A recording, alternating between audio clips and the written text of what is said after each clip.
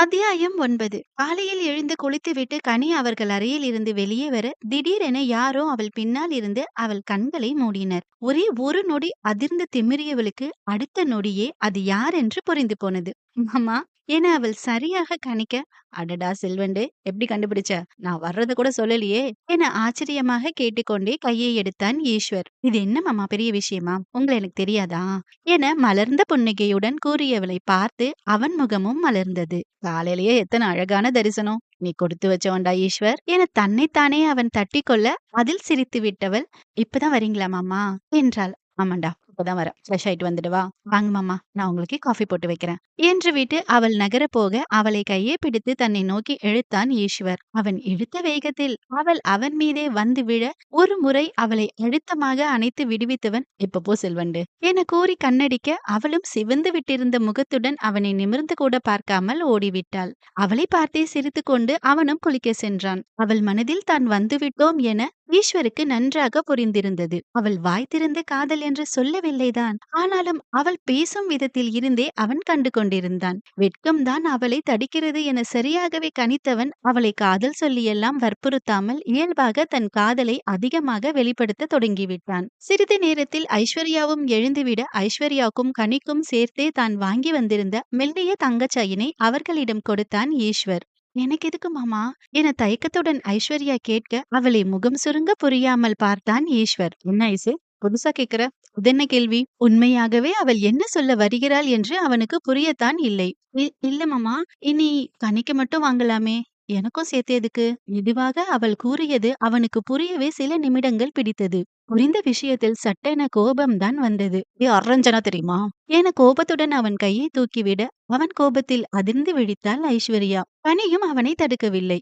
அவளும் தமக்கையை முறைத்து கொண்டுதான் நின்றிருந்தாள். ஐஸ்வர்யா தான் பயந்து விட்டாள். மாமா என அவள் பயத்துடன் அழைக்க எரிச்சலுடன் கையை கீழே இறக்கிவிட்டான் ஈஸ்வர். என்னடா உளறி வச்சா என்ற குரலில் மூவரும் வெளியே பார்க்க தனாதான் வந்து கொண்டே இருந்தான். வாங்கண்ணா, இவள பாருங்க, நான் கனிக்கு மட்டும்தான் இனி வாங்கணுமா, இவளுக்கு வாங்க கூடாதாம். என்ன பேச்சு பேசுறா பாருங்க. நாம என்னைக்கு நான் இவங்க 2 பேருக்கும் தனித்தனியா வாங்கி வந்திருக்கோம். இன்னமும் கோபம் குறையாமல் அவன் காய அவன் கோபத்தின் காரணம் ஐஸ்வர்யாவுக்கு அப்போதுதான் புரிந்தது. பெரும் குழப்பத்திலேயே நாட்களை கடைத்துக் கொண்டிருந்தவளுக்கு என்ன பேசுகிறோம் என்ற தெளிவே இருக்கவில்லை. அவராக பேசிவிட்டோம் என்று அவளுக்கு மெதுவாகத்தான் புரிந்தது.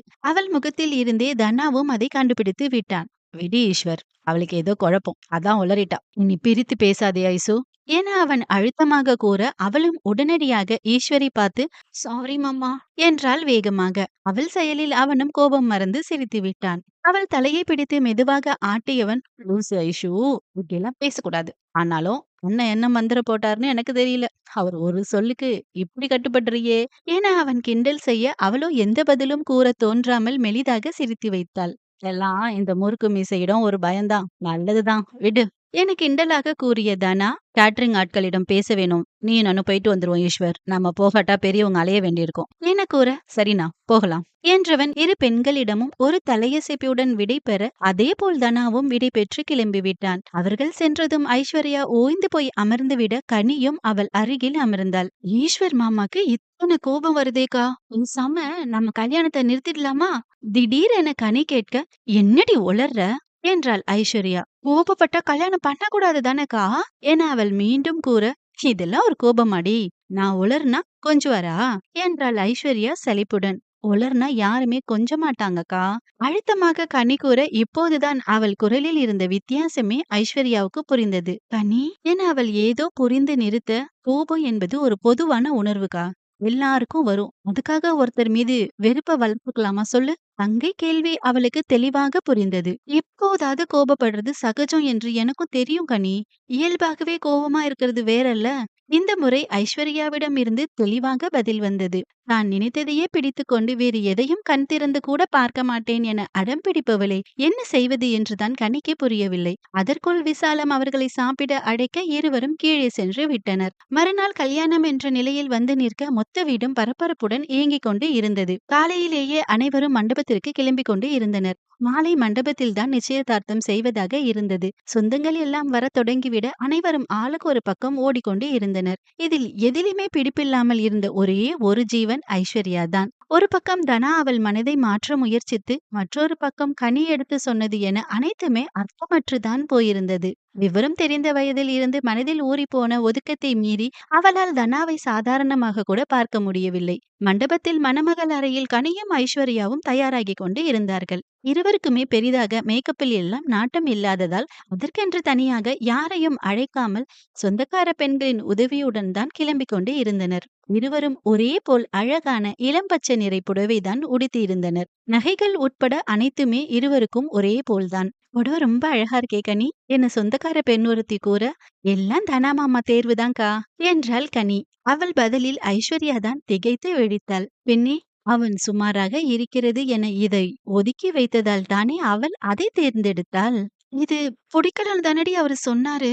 மெதுவாக ஐஸ்வர்யா கனியிடம் கேட்க, அப்பதானே கண்ணி அதை எடுப்ப என்றாள் அவள் அடக்கப்பட்ட சிரிப்புடன். இதிலையுமா என்று கோபம் வந்த அதே நேரம் எப்போதும் இப்படித்தான் நடக்கிறது என்பதும் அவளுக்கு நினைவுக்கு வந்தது. அவன் வந்தாலே வேண்டுமென்று எதையாவது நல்லா இல்லை என்று சொல்லுவான். அவளும் வேண்டுமென்றே அதை எடுத்துக்கொண்டு வருவாள். மொத்தத்தில் பல வருடமாக அவன் தேர்வைதான் அவள் தேர்ந்தெடுத்து இருக்கிறாள். எத்தனை வில்லத்தனம் என அவள் கோபமாக முணுமுணுக்க, ஆமாக்கா, உனக்கு மாமா என்ன செஞ்சாலும் வில்லத்தனம்தான். உன்னை கல்யாணம் பண்ணிக்கிட்டு என்ன பாடுபட போறாரோ என்றாள் கனி சலிப்புடன். நான் கேட்டேன், ஏண்டி என்ன குறை சொல்லிட்டு இருக்க? மனதில் இருந்த கோபத்தை அவள் மறைக்காமல் கொட்ட, அவர்தான் கேட்டாரு. யார் இல்லைன்னு சொன்னா? நீதான் அவரை புரிஞ்சுக்கிற வழியவே காணோம் என தெளிவாக முடித்தாள் கனி. நிச்சயதார்த்தத்தில் இரு ஜோடிகளையும் எதிர் எதிரில் தான் அமர வைத்தனர். ஆண்கள் இருவருமே அதே இளம்பச்சை வண்ண சட்டையும் வேஷ்டியும் அணிந்திருந்தனர். கனி வந்து அமர்ந்ததுமே ஈஸ்வர் சூப்பர் என்பது போல கை காட்ட அவளும் வெட்கத்துடன் தலை குனிந்து கொண்டாள். தனாவிற்கு ஏது அந்த அதிர்ஷ்டமெல்லாம்? அவள் எப்போதும் போல அவன் முகத்தையே பார்க்கவில்லை. இருந்தும் அளவுக்கு மீறி சிவந்திருந்த அவள் முகமே ஏதோ அதிகப்படி கோபத்தில் இருக்கிறாள் என்று அவனுக்கு உணர்த்திவிட்டது. புதிதாக என்ன ஆனதோ என்று குழம்பி போனான் தனா. நிச்சயம் முடிந்து இரு ஜோடிகளிடமும் மாற்றிக்கொள்ள சொல்லி மோதிரத்தை கொடுத்தனர். கனி கையை அழுத்தமாக பிடித்து, ஈஸ்வர் லவ் யூ டி சில்வண்டு என மெதுவாக கூறி அவள் கையில் மோதிரத்தை போட்டுவிட, அவளும் சிறு புன்னகையுடன் அவன் கையில் மோதிரத்தை போட்டாள். நீ எதுவும் சொல்ல மாட்டியா? அவள் காதோறும் ஈஸ்வர் கேட்க, எனக்கும் உங்களுக்கு பிடிச்சிருக்கு மாமா என்றாள் அவள் மெதுவாக. ஒரு ஐ லவ் யூ சொல்லக்கூடாதாடி? ஏக்கத்துடன் அவன் கேட்க அவளுக்கும் ஆசையாகத்தான் இருந்தது. ஆனால் வெட்கம் எதுவும் சொல்ல விடாமல் தடுக்க, அதத்தான் நானும் சொன்னேனே, போங்க என மழுப்பி கூறிவிட்டாள். அந்த இடத்தில் அதற்கு மேல் பேச முடியாமல் அவனும் அமைதியாகி விட்டான். பக்கத்தில் ஐஸ்வர்யாவின் கையை மென்மையாக பிடித்த தனா, அத்தனை வெட்கமா ஐசு, நிமிர்ந்துதான் பாரேன் என்று கூற, அவளோ அவன் பேச்சு காதில் விழாதது போல அமைதியாக நின்றாள். மெதுவாக அவள் கையில் மோதிரத்தை அணிவித்தவன், மோதிரம் நல்லா இருக்கா என்றாவது பாரேன் ஐசு என்று கூறிக்கொண்டே தன் கையை அவளிடம் நீட்ட, மோதிரத்தை கண்ணெடுத்தே பார்க்காதவள், நல்லாவே இல்ல என்று கூறிக்கொண்டே அவன் கையில் மோதிரத்தை போட்டாள். மோதிரம் போட்டுவிட்டு அவள் கையை எடுக்க முயற்சிக்க, அவனோ அவள் கையை அழுத்தமாக பிடித்து வைத்துக் கொண்டான். இருவரும் கையை இறக்கும் நேரத்தில் அவன் பிடித்திருந்ததால் அது வெளியிலும் தெரியவில்லை. அவள் கையை உருவிக்கொள்ள போராடியதெல்லாம் புரோஜனமற்றுதான் போனது. கைய விடுங்க என அவள் மெதுவாக கூற, இனி அது நான் உயிரோடு இருக்க வரைக்கும் நடக்காது ஐசு என்றான் அவன் அழுத்தமாக. முதலில் என்ன சொல்கிறான் என புரியாமல் விழித்தவளுக்கு மெதுவாக புரிந்தது. இப்போ விடுங்க, அதான் என் மனசை பத்தி கொஞ்சமும் கவலை இல்லாம எல்லாம் செஞ்சாயிற்றே, நீ எங்க ஓடிட போற என அவள் காய, இப்படி முகத்தை வச்சிருந்தினா போட்டோ கன்றாவியா இருக்கும் ஐசு, நாளைக்கு நம்ம குழந்தைங்க பார்த்தா ஒன்னதான் கிண்டல் செய்வாங்க, கொஞ்சம் சிரிப்பப்போம் என்றான் அவன் சாதாரணமாக. குழந்தையா? அந்த ஒரு வார்த்தை அவளை ஏதோ செய்து விட்டது. ஆமா, திருமணம் முடிந்து விட்டால் அடுத்து வாழ வேண்டாமா? இவனுடன் தன்னால் வாழ முடியுமா? கொஞ்சம் அவகாசமாவது கொடுப்பானா? இல்லை இல்லை, கல்யாணத்தை அடமாக செய்வது போல வாழ்க்கையையும் தொடங்குவானா? அவளால் தாங்க முடியுமா? மனதில் எழுந்த பயத்துடன் அவள் அவனை நிமிர்ந்து பார்க்க, வா, ஒரு வழியா நிமிர்ந்துட்டியா? அழகா இருக்கேனா என கண் சிமிட்டி அவன் கேட்க, அவள் சட்டென்று குனிந்து விட்டாள். ஒருவாறு அனைவரையும் சாப்பிட அழைத்து சென்றுவிட, அப்போதைக்கு அவள் கவனம் மாறியது. உணவில் கூட நிறைய அவளுக்கு பிடித்த உணவு வகைகள் தான் இருந்தது. ஈஸ்வரும் தனாவும் பார்த்து பார்த்து இரு பெண்களுக்கும் பிடித்ததாக ஏற்பாடு செய்து இருந்தனர். ஐஸ்வர்யா அதை சுத்தமாக கவனிக்கவில்லை. அவள் மனம் முழுவதும் தான் வேறு சிந்தனைகள் அடைத்துக் கொண்டிருந்ததே. இரவு அனைவரும் அவரவர் அறையில் ஓரளவு முடங்கிய பின் தனா ஐஸ்வர்யாவை தேடி வந்தான். அவர்கள் அறையில் ஐஸ்வர்யாவும் கனியும் மட்டும்தான் இருந்தனர். அவன் கதவை தட்டியதும் கனிதான் திறந்தாள். ஐசுவ வர சொல்லு கனி என அவன் கூற, அவளும் உள்ளே சென்று போதுதான் உடைமாற்றி வந்திருந்த தமக்கையிடம் கூறினாள். இந்த நேரத்துக்கு ஏன்டி தொந்தரவு செய்றாரு? கொஞ்சமாவது நிம்மதியா இருக்க முடியுதா? என புலம்பிக் கொண்டாலும் மறுக்க முடியாமல் வெளியே வந்தாள் ஐஸ்வர்யா. கொஞ்சம் பேசணும் ஐசு. இங்க வேணாம். யாராவது வருவாங்க. மேல போகலாம். என அவன் கூற ஒரு பெருமூச்சுடன் அவனுடன் நடந்தாள். மொட்டை மாடிக்கு அவளை அழைத்து வந்தவன் சிறிது நேரம் அமைதியாக அவளை ரசிக்க அவள்தான் பொறுமை இல்லாமல் என்ன என்றாள் வெடுக்கென. உனக்கு என்னாச்சு ஐசு? என்ன புது கோவம்? நிதானமாக தனா கேட்க ஏன் உங்களுக்கு தெரியாதா? ஒவ்வொரு முறையும் என் வாயால கேட்கணுமா? என்றாள் அவள் கோபமாக. அது இல்ல ஐசு. இன்று உனக்கு புதிதா ஏதோ கோபம். முதல்ல அத சொல்லு.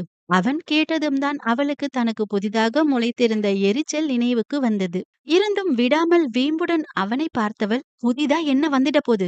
கல்யாணத்துல மட்டும்தான் அடோன்னு நினைச்சேன். பார்த்தா என் உடை உட்பட எல்லாத்துலயும் உங்க முடிவு தான் இருந்திருக்கு. மொத்தத்துல என் வாழ்க்கைய குத்தகைக்கு எடுத்து வச்சிருக்கீங்க. எவ்வளவு கொடூரமான எண்ணம் உங்களோடது! உள்ளே கனன்று கொண்டிருந்த கோபத்தில் அவளும் சற்று அதிகமாகத்தான் வார்த்தையை விட்டு விட்டாள். நான் கொடூரமானவனா? நீ பொறந்ததுல இருந்து என்ன பாக்குறதானே? அப்படி நான் என்ன கொடுமை செஞ்சுட்டேன்? ஒன்றாவது சொல்லேன் பாப்போம். கையை கட்டிக்கொண்டு அழுத்தமும் கோபமுமாக அவன் கேட்டதில் லேசாக பயம் வந்தாலும் பதில் சொல்லிவிட வேண்டும் என்ற வேகத்தில் யோசித்தவளுக்கு முதலில் ஒன்றுமே பிடிபடவில்லை. தன் மனமே தனக்கு ஒத்துழைக்கவில்லையே என்று எரிச்சலாக இருக்க இந்த திருமணமே பெரிய சான்று. இதுவும் உனக்கு நல்லதுதான்னு நான் நிரூபிக்கிறேன் ஐசு. வேற ஏதாவது? அவன் மீண்டும் கேட்க உங்கள பாக்குறதே எனக்கு கஷ்டமா தான் இருக்கு. பட்டென்று கூறிவிட்டாள். சொன்ன பின்தான் கொஞ்சம் அதிகப்படியாகவே பேசிவிட்டோமோ என அவளுக்கு தோன்றிவிட்டது. அவள் கூறிய நொடி அவன் சட்டென மற்றைய பக்கம் திரும்பிவிட கைகளை கட்டிக்கொண்டு இறுக்கமாக நிமிர்ந்து நின்றிருந்தவன் என்ன நினைக்கிறான் என்று அவளுக்கு ஒன்றுமே புரியவில்லை. என்னதான் திடமாக இருந்தாலும் அவள் வார்த்தைகள் அவனுக்கு சுருக்கென்று வலித்துதான் விட்டது. ரணமாக வலித்த மனதை கண்களை அழுந்த மூடி கட்டுப்படுத்திக் கொண்டவன் சில நொடிகள் எடுத்து தன்னை நிலைப்படுத்திக் கொண்டான். அவளிடம் எதுவும் சொல்லாமல் அமைதியாக சற்று தள்ளி இருந்த பூச்செடிகள் பக்கம் சென்றவன் அதிலிருந்து 3 வகை பூக்களை பறித்து வந்தான். மூன்றையும் அவள் முன் நீட்டியவன் இதுல எது அழகா இருக்கு ஐசு என கேட்க கொஞ்சமும் சம்பந்தம் இல்லாத அவன் செயலில் அவள் பதில் சொல்ல கூட தோன்றாமல் திகைத்து விழித்தாள். காரணமா தான் கேக்குறேன் ஐசு, சொல்லு எது நல்லா இருக்கு என மீண்டும் அவன் அழுத்தமாக கேட்க அவன் குரலில் ஒருவாறு நினைவிற்கு மீண்டவள் இப்போதுதான் பூக்களை கவனித்தாள். ஒரு சிவப்பு ரோஜா, ஒரு மஞ்சள் நிற பூ, சில மல்லிகை மொட்டுக்கள். எல்லாமே அவள் கண்களுக்கு அழகாகத்தான் தெரிந்தது. இதில் எது சிறந்தது? ஏதோ ஒன்றை தேர்ந்தெடுக்க வேண்டுமென்றால் ஒன்றை விட மற்றொன்று நன்றாக தெரிந்து கொண்டே இருந்ததால் அவளால் ஒரு முடிவிற்கு வரவே முடியவில்லை. முழுதாக 2 நிமிடம் ஆகியும் அவள் யோசித்துக் கொண்டே இருக்க அவளையே பார்த்து கொண்டிருந்தான் தனா. இதுதான் அழகா இருக்கு இல்லையா என ரோஜாவை மட்டும் எடுத்துக்காட்ட அவளுக்கும் அது சரி என்றுதான் தோன்றியது. நல்லா இருக்கு என அவள் தன்னை அறியாமல் கூற ஒரு மென்சிரிப்புடன் அதை அவள் தலையில் வைத்து விட்டான். உன் உடை விஷயத்திலும் இதேதான் செய்யறேன் ஐசு. சின்ன வயதுல இருந்தே உனக்கு தேர்ந்தெடுப்பதுல யாரோ ஒருத்தரோட உதவி தேவைப்படும். அப்படியே யாராவது தேர்ந்தெடுத்து கொடுத்தாலும் உனக்கு மனதார பிடிப்பது அரிது. நன்றா யோசிச்சு பாரு. எனக்கு பிடிக்கலன்னு எடுத்த அனைத்துமே உனக்கு மனதார பிடிச்சிருக்கும். பொறுமையாக அவன் கூற கூற கண்களும் பூவாய் மலர அவனை ஆச்சரியத்துடன் பார்த்தாள் ஐஸ்வர்யா. இதே போலதான் என் எல்லா செயலும் உன் நன்மைக்காக மட்டும்தான் இருக்கும் ஐசு. நீ என்னவள், எனக்கானவள். உனக்கு நான் ஒரு தவறும் செய்ய மாட்டேன்டா. மென்மையாக அவள் தலைக்கோதி கொண்டே கூறியவன் போய் தூங்கு. காலையில வேற சீக்கிரம் எழுப்பிடுவாங்க என்று கூற அவளால் உடனடியாக ஒன்றும் பதில் கூற முடியவில்லை.